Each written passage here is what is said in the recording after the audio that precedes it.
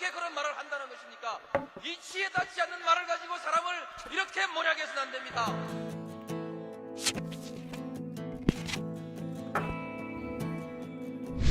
기나긴 밤이었거든. 압제의 밤이었거든. 사랑이 한 몸 썩어져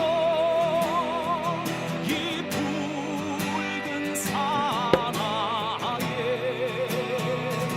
사랑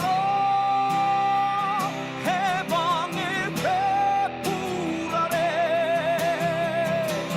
벌거숭이 사나에.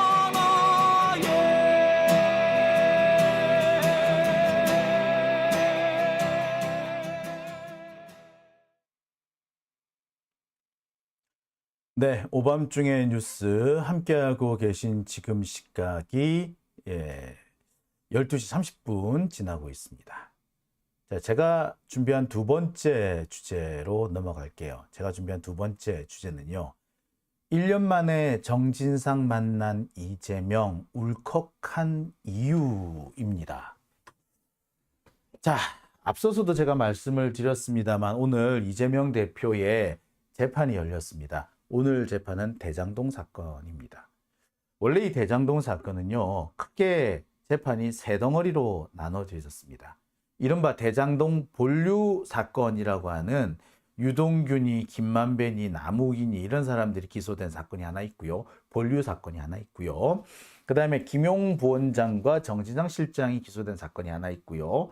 그 다음에 이재명 대표의 그 성남FC하고 대장동 배임 사건, 요거까지 해서 크게 세 덩어리였습니다. 각각 따로 진행되는 듯 했었는데요. 갑자기 김용 부원장, 정진상 실장 함께 진행되던 이 사건이 갑자기 뚝 떨어져 가지고 김용 부원장은 그대로 남았지만 정진상 실장 사건은 이재명 대표에 가서 탁 붙어버렸습니다. 그 정진상 실장 같은 경우에는 1년 가까이 재판을 받아왔는데 아니 이 덕분에 다시 처음부터 다시 재판을 받아야 되는 상황이 돼버렸고요. 자, 더 황당한 것은 검찰이 이재명 대표를 기소하면서 만든 이 뭐 증거 자료니 한 게 20만 페이지에 달한다고 하는 겁니다. 결국에 이 20만 페이지를 일일이 다 봐야 되기 때문에 정진상 실장 같은 경우에는 이미 앞에서 한 재판도 문제가 되는데 그것도 힘든데 앞으로 더 긴 시간을 재판을 받아야 되는 그런 상황이 됐습니다. 근데 더 짜증나는 게 뭐냐면요. 이 정진상 실장이 이재명 대표 가까운 사람이라는 것은 누구나 알고 있고 누구나 인정하는 바인데 정진상 실장과 이재명 대표가 같은 사건에 기소돼 있기 때문에 공동 피고인이 돼버리기 때문에 두 사람이 접촉접차할 수 없는 상황이 된 겁니다. 아니 그러려면 아예 재판을 따로 하든가 굳이 재판을 같이 붙여놓는 바람에 아니 멀쩡히 보고서도 뭐 아는 척을 못하는 이런 황당한 상황이 돼버리는 거예요. 자, 그나마 이재명 대표는 1년 만에 정진상 실장을 오늘 만났습니다. 좀 이재명한테 정진상이라는 사람이 어떤 의미인지 글쎄 뭐 아는 사람은 다 알아요. 정말 오랜 시간 동안 동고동락한 사람이잖아요. 그랬는데 지난 1년 동안 만나지를 못했습니다. 딱 1년 됐네요. 작년 10월에 정진상 실장이 갑자기 구속이 됐으니까. 그러고 이제 1년 만에 그것도 법정에서 만난 겁니다. 이재명 대표 입장에서는 한편 나 때문에 저렇게 고생하는구나 라는 생각 들지 않았겠습니까? 그러니 위로라도 좀 해주고 싶었을 거고 미안하다라는 말도 해주고 싶었을 겁니다. 그런데 그렇게 할 수조차 없었던 거죠. 그리고 1년 만에 오늘 만난 겁니다. 이재명 대표 입장에서는 하고 싶은 말이 많았을 겁니다. 그래서 오늘 재판 말미에 따로 시간을 얻어서 발언권을 얻습니다. 내가 말 한마디 좀 할게요. 말 한마디 할 수 있게 해주십시오 라고 한 거죠. 그러면서 몇 가지 얘기를 꺼냅니다. 검찰이 지금까지 이재명에 대해서 계속해서 수사를 벌이고 있고 지금 이 순간에도 수사를 계속하고 있다. 내가 살아있는 한 수사는 계속될 것 같다. 자, 그렇잖아요. 지금 벌써 검찰이 자기 입으로 밝힌 게 36번이잖아요. 그리고 검찰이 자신이 36번이라고 밝힌 것 중에 뭐가 빠졌다라고 자기들도 인정했잖아요. 그것까지 합쳤을 때 300번, 400번에 달하는 압수수색을 당하고 있는데 기껏해서 이런 배임, 제가 늘 말합니다만 행정기관의 장한테 배임이 어디 있습니까? 배임이. 예? 허가를 내주면 누군가는 이익을 보는 게 당연한데 허가 내줘서 이익 본 사람이 있다고 해서 배임이라고 그러면 대한민국에 안 잡혀갈 사람이 어딨냐고요. 예? 그런 식으로 따지면 검사가 불기소해가지고 그 피의자가 불기소해서 잘 먹고 잘 살면 그것도 다 배임이 되는 거예요. 예? 예컨대 줄리 기소 안 해가지고 윤석열 당선된 거 이것도 검찰의 배임이 됩니다. 그거 그렇게 되면 지들이나 똑바로 하라 그래. 진짜. 어휴. 자, 그러면서 이재명 대표는 이 검찰이 지금 법정에서 주장하는 것, 특히 공소장에서 떠버리고 있는 내용들을 보면서 나 정말 모멸감을 느낀다라고 얘기를 합니다. 모멸감 느끼는 게 당연하죠. 뭐라고 얘기를 하느냐. 나는 민간 사업자였던 이 대장동 개발업자들을 너무나도 싫어했다. 나는 내가 혐오하는 부동산 투기 세력이었다. 나는 그런 부동산 투기 세력이 성남에 발붙이지 못하게 하고 싶었고 그게 내 목표였다. 유동규란 놈이 뇌물을 받았는지는 모르겠지만 그건 나하고 아무 상관없는 거 아니냐. 왜? 저들이 유동규를 통해서 부탁했다고 하는 5가지 주요 요구, 주장 하나도 안 받아들이지 않았느냐. 그런데 내가 어떻게 해서 이들한테 이익을 줬단 말이냐. 말도 안 되는 소리 하지 마라 라고 얘기를 합니다. 그러면서 내가 얼마나 모멸감을 느끼는 줄 아느냐. 정말 택도 아닌 소리 하지 마라 라고 합니다. 이재명 대표가 그러니까 사실 참 목소리가 좀 카랑카랑한 그런 면이 있어요. 그죠? 카랑카랑한 면이 있어가지고 어떻게 보자면 되게 힘있게 들리지만 어떤 사람도 듣기 싫다고 하는 사람들도 있을런지 몰라요. 근데 이재명 대표 오늘 법정에서는 아무래도 그동안에 단식 때문에 그 여파라고 생각이 되는데 목소리에 힘이 하나도 없어요. 저는 이 얘기를 제가 하면서도 지금 제가 여러분들한테 불러드리는 이 순간에 제가 이렇게 울컥울컥 하는데 아마 당사자는 더 하지 않았을까 싶어요. 그렇죠?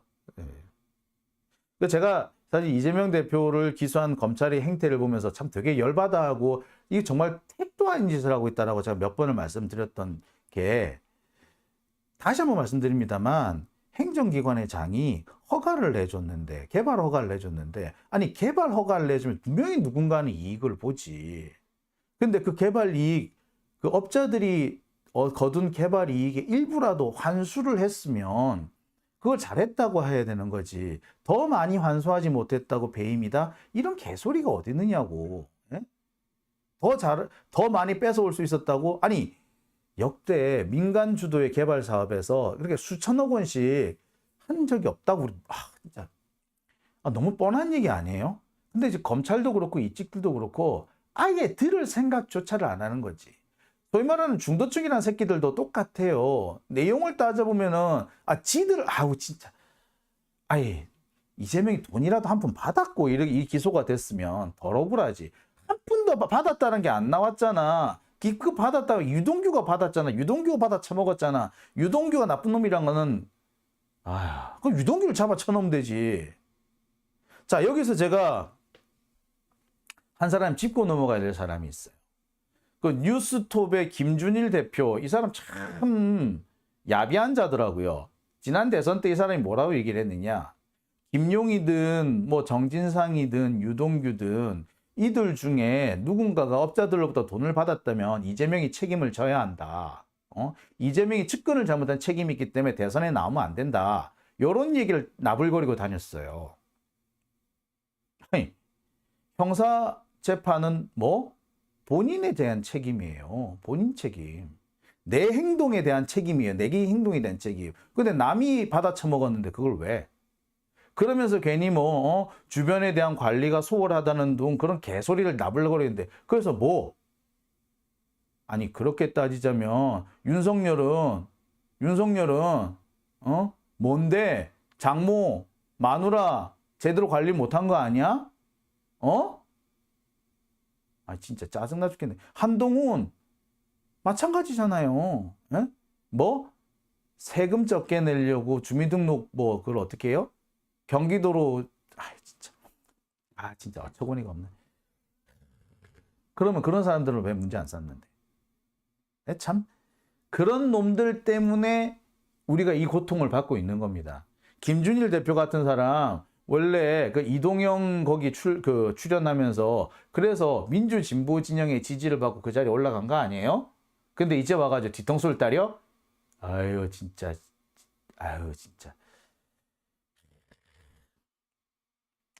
그런 애들이 수박인 거예요. 그런 애들이 정치를 하게 되면 수박이 되는 거예요. 자, 어쨌거나 자 이재명 대표가 이렇게 발언권 얻어서 계속 발언을 합니다. 그러면서 이런 얘기를 합니다. 그들끼리 즉 대장동 업자들끼리 대화한 내용을 잘 살펴봐라. 자기들끼리도 내가 지들 싫어하고 미워한다는 거 알아가지고 지들도 드러나지 않고 숨어 있으려고 그러지 않았느냐. 그런데 검찰이 그런 녹취록 기록 다 가지고 있으면서 무슨 유착이 있었다고 하는 건지 모르겠다. 나로서는 모멸감밖에 들지 않는 거 아니냐. 그렇죠. 뭐라 그럽니까 유동규가. 2층은 모르게 해야 돼. 나무기 묻죠. 시장님 우리 싫어하신다면서요. 그래 너 졸라게 싫어하지. 왜 이렇게 싫어하세요? 지들도 그러잖아. 그러면서 야 나무기 네가 낀 거 알면은 여기 니들한테 화천대유에 사업권 안 줘. 그러니까 나묵 너는 빠져 있어. 라는 식으로까지 그런 얘기까지 하지 않습니까? 그랬는데 무슨 택도 아닌 그런 개소리를 하냐고. 언론도 나쁜 놈이에요. 뭘 보도를 하려면 말 그대로 공정하게 해야지. 뭔데? 2층은 모르도록 해야 된다. 이런 거는 보도도 안 하고 개새끼들. 아유. 자. 여튼 오늘 이재명 대표는 이와 같은 발언을 했습니다. 아마 본인은 이 얘기를 하면서 무척 울컥했을 거예요. 그리고 난 다음에 한마디 더 합니다. 내가 정진상 한번 안아볼 수 있게 해달라. 지난 1년 동안 얼굴 한번 보지 못했다. 말 한마디 나눠보지 못했다. 그러니까 이제 같은 동일한 사건의 피고인 관계이기 때문에 접촉을 못해요. 거기다가 정진상 실장 같은 경우는 보석으로 풀려난 상태잖아요. 재판 관계인을 직간접적으로 만나서는 안 된다라는 그런 조건이 되어 있어요. 그러니까 이재명 대표가 말 한마디 할 수가 없는 거야. 그러니 1년 만에 만났으니 인사라도 하고 싶지 않겠습니까? 그리고 정말 그동안 고생 많았다. 그리고 미안하다. 이런 얘기 해야 되지 않겠어요? 예.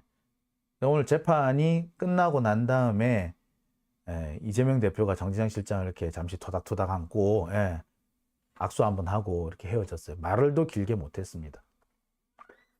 정진상 실장은 부산 경성대 출신 있죠. 이재명 대표의 측근 있죠. 지난해 구속된 이후 계속 접촉 금지 상태였습니다. 지난 5월에 보석으로 풀려나고 난 다음 이후에도 만나지를 못했습니다. 이재명 대표 입장에서는 위로도 미안함도 전하고 싶었겠지만 전혀 전할 수가 없는 상태였던 거죠. 자, 참 마음이 어땠을지 참 생각이 듭니다. 근데 이렇게 되는 와중에서 정말 이 언론의 이런 야비한 이 태도 정말 문제가 큽니다. 제가 여러 차례 강조를 했습니다만 향후 이 검언 유착을 없애기 위해서는 가장 먼저 해야 될 일이 기자단, 특히 검찰 기자단을 없애는 겁니다. 검찰청 내에 이들이 특권 계층으로 모여 다니면서 경우에 따라서는 수사에 개입하고 경우에 따라서는 증거 조작에 이용되기도 하고 때로는 증거 조작한다는 걸 뻔히 알면서 그런 상황을 만들기도 하고 경우에 따라서는 검찰의 수호무사가 돼가지고 호위무사가 돼가지고 공수처 같은 곳에 압수수색이 들어오면 압수수색 못하게 들어막기나 하고 이런 짓을 하는 게 지금의 검찰 기자단입니다. 기자단 없애야 합니다. 그리고 지금처럼 고정화된 그런 기자단 제도는 없어져야 되고요. 브리핑 제도로 바뀌어야 됩니다. 그리고 그에 상응하는 수준으로 정보 공개가 이루어져야 하는데 그 정보 공개는 법원을 통해 이루어져야 됩니다. 원래 검찰 기자단이 만들어진 거는요. 사실 이유는 이겁니다. 수사를 하잖아요. 수사는 인권 침해적인 요소를 반드시 가질 수밖에 없습니다. 따라서 검찰이 음지에서 언론의 감시를 받지 않는 상태에서 계속 수사를 하게 되면은 인권 침해라든지 증거 조작이라든지 이런 문제들이 생길 수 있으니 그런 것들을 막기 위해서 언론이 감시하기 위해서 검찰을 감시하기 위해서 만들어진 게 그게 검찰 기자단이었어요. 나름의 전문성을 가지고 있기 때문에 그런 전문적인 능력을 가진 자이기 때문에 검찰이라는 전문가 집단, 법률 전문가 집단을 비판하고 견제할 수 있다라고 본 거예요. 그런데 어떻게 됐다? 야합을 해버렸죠. 검찰의 인권 침해적인 수사를 막으라고 만들어둔 게 기자들인데 오히려 검찰의 인권 침해를 찬양하고 옹호하고 심지어 검찰이 여론 재판을 하게끔 장을 열어주고 그들의 충실한 하수인으로 움직이고 있는 거 아닙니까? 없어져야죠. 이미 만든 취지를 위반했어요. 끝장을 내버려야 됩니다. 사실 그 많은 것들이 결국에 오늘 이 이재명 대표의 법정 진술에서 드러나지 않았는가라는 생각을 해봅니다. 자, 이렇게 해서 이재명 대표 오늘 오전 일정이 끝났습니다. 재판은 그래서 1시간 반 조금 지나서 끝났어요. 이재명 대표가 이렇게 검찰 오늘 전체적인 분위기를 주도했기 때문에 검찰이 백현동 관련해 가지고 이렇게 하는 거는 이제 그 공소 사실을 설명하는 거는 사실상 무산이 돼 버렸죠. 별로 효용 가치가 없어져 버렸습니다. 자, 이렇게 해서 이재명 대표 병원으로 돌아갔어요. 자, 그런데 이재명 대표 오늘 병원으로 돌아가서 치료를 계속 했느냐, 이어갔느냐 아닙니다. 이재명 대표요, 오늘 오후에 다시 오후에는 국회에 출석을 했습니다. 오늘 출석을 한 이유는요, 순직 해병 수사 방해 및 사건 은폐 등의 진상 규명을 위한 특별검사 임명에 관한 법률안 신속 처리 안건 지정 동의입니다. 한마디로 말해서 최수근 상병 특검법을 오늘 패스트 트랙에 올리는 게 오늘 국회에서 이루어졌습니다. 국회 본회의에서 지정이 된 거죠.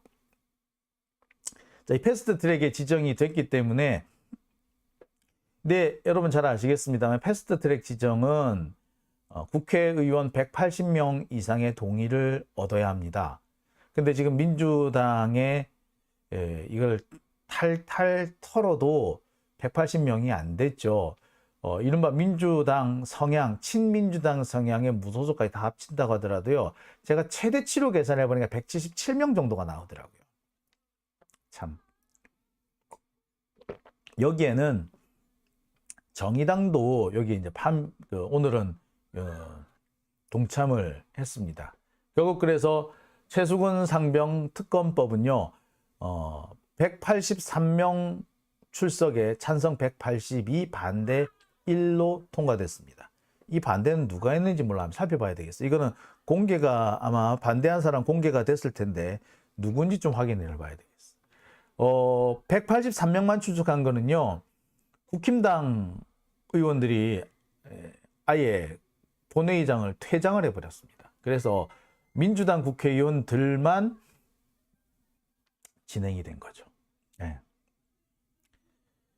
자, 근데 180명 이상의 동의를 얻어야 되기 때문에 민주당 입장에서는 한 표가 아쉬운 상황이었습니다. 그래서 이재명 대표가 비록 병원에 계시지만 그러지 마시고 오늘은 좀 국회에 나와 주십시오라고 해서 어려운 상태에서 국회에 출석을 했습니다.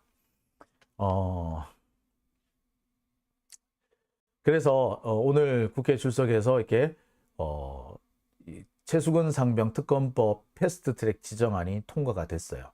자, 그런데 말입니다. 이거요.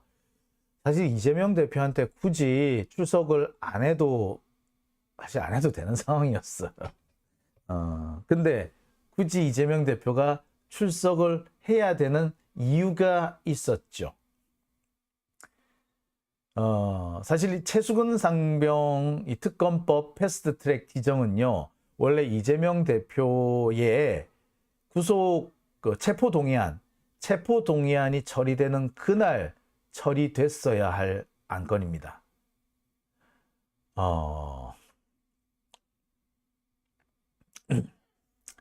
그런데 그날 이제 이재명 대표 이 건에 대해서 체포동의안이 가결이 되면서 민주당이 한 난리가 났죠. 그래서 이 최수근 상병 특검법 패스트트랙 지정안이 그날 처리가 되지 못했던 겁니다. 자, 그러자 무슨 일이 벌어진 줄 아세요? 여러분 이거 보면 되게 승질날 거야. 그날 경향신문이라는 데서 이딴 기사를 냈습니다. 해병대 최상병 특검법안 패스트트랙 마지노선 놓쳐 이재명 민주당 대표 체포동의안 가결의 후폭풍으로 마지노선을 지났다라고 주장을 해봅니다. 그러면서 뭐라고 얘기를 하느냐, 이제 국회 본회의가 열릴 시간이 없고 이렇게 되면 최수근 상병 특검법은 물 건너간다. 이게 다 이재명 때문이다 라는 식으로 기사를 썼어요. 못돼 처먹은 거죠. 그죠? 예. 이런 기사를 썼어. 이재명 때문에 최수근 상병 특검법이 무산됐다는 식으로 기사를 썼어. 이게 누가 한 짓이라고요? 경향신문에서 한 짓이라고요. 이게 인간이냐고 얘들이. 수박을 위한 신문이 경향신문인 거죠. 참, 경향 각지의 수박들을 위한 신문 경향신문인 겁니다. 참 을척이 없네요. 그죠? 자, 그래서 민주당에서는 그거 아니야. 그렇지 않아. 이거 마지노선 넘지 않았고 이재명 대표 출석해서 이거 찬성표 던질 거야 라고 한 겁니다. 어떻게 보자면 꼭 이재명 대표로서는 반드시 참석해서 찬성표를 던져야 되는 법안이었던 겁니다. 결국 이재명 대표 오늘 참 어떻게 보면 좀 무리를 한 거죠. 여러분 아시겠습니다만 사실 이재명 대표 입장에서는 오늘 재판한 것도 사실 그 건강에 상당히 무리가 왔을 거예요. 근데 쉬지 못하고 바로 갔다며. 그러니까 오전에 재판 끝나고 병원에 돌아왔는데 병원에서 또 국회까지 갔다. 이게 보면은요, 서초동에 법원이 있잖아요. 근데 녹색병원 어디 있습니까? 면목동에 있어요. 국회는 어디 있습니까? 여의도에 있어요. 이 왔다 갔다 하면 어떻게 돼? 이 삼각형이야, 거리가. 삼각형.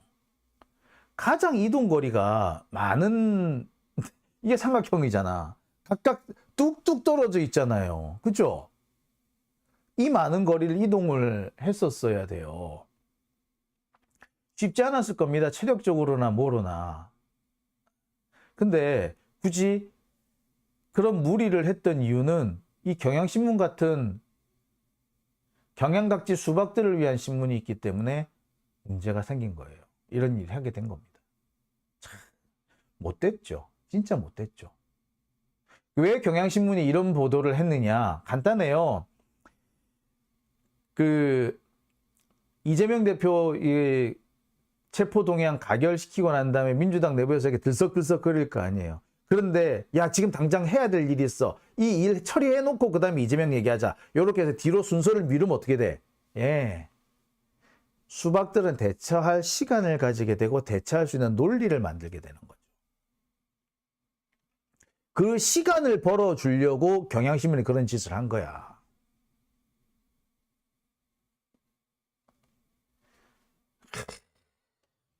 진짜 사실 윤석열 정권 성립에 큰 공헌을 한 게 경향신문 법조팀입니다. 걔네들이 윤석열 정권 수립되는데 엄청나게 혁혁한 공헌을 했어요. 예.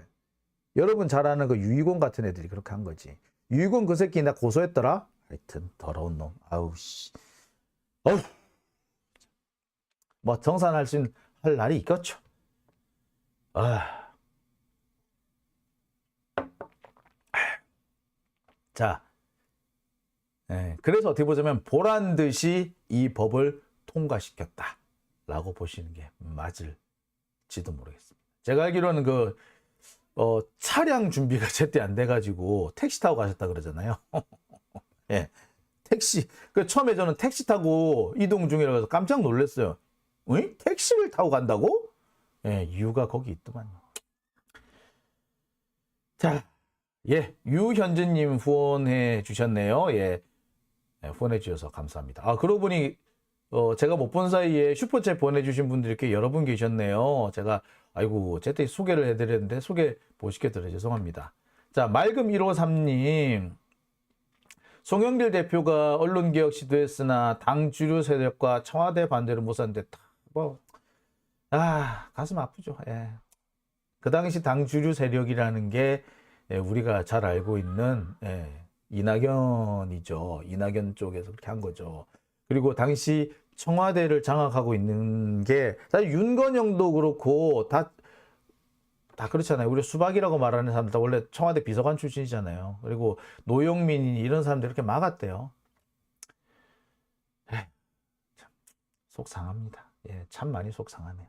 자, 오밤중의 뉴스 제가 준비한 두 번째 주제 여기까지고요. 이제 세 번째 주제로 넘어갑니다. 세 번째 주제 이거 재밌을 것 같아요.